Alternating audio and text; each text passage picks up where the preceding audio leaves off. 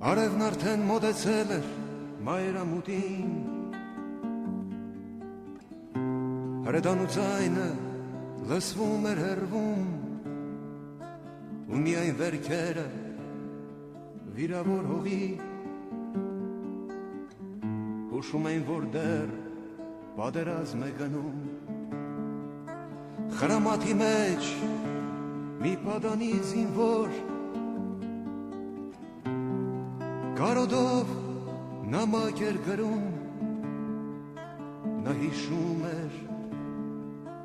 տունը հայրենի, ծվարած հայոց լեռներում։ Մի լացի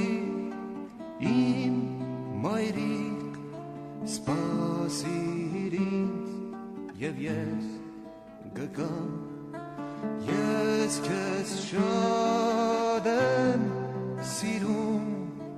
կարոտել եմ իմ մայրիկ, ես հիշում եմ խոսքերը քո, սիրել հողը մեր հայրենի,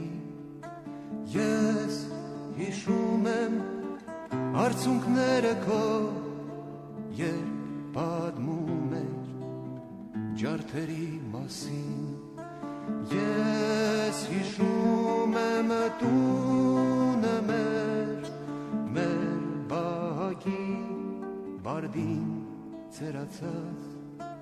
ես հիշում եմ խոխոջ լարվակի ու մանգագան խաղերս անցած։ Ու լսվեց հրաման մի որոտ դղրդաց,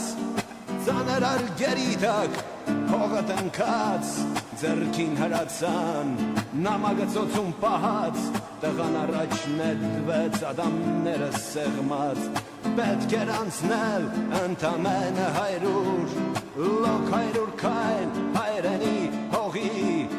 բայց ինչքան կարճ են քայլերը խաղաղ, և ինչքան երկար դաշտում այս կռվի, ու հանկարծ կարծես լռեց ամեն ինչ, տղան հնձված հասկի պես ընկավ, ձեռքերում սեղմած նամակը ծակված, հայացքը ուղղած կապույտ երկնքին։ Նա նայում էր կապույտ երկնքին ու հիշում էր տունը հայրենի ու բակի բարդին ծերացած, որի տակ մայրը կսպասի նամակի։ Արևն արդեն մոտեցել էր մայրամուտին, հրետանու ձայնը լսվում էր հեռվում, ու միայն մահամերձ ընկած հայորդին հայոց լեռների երգն են երգում, թրջեի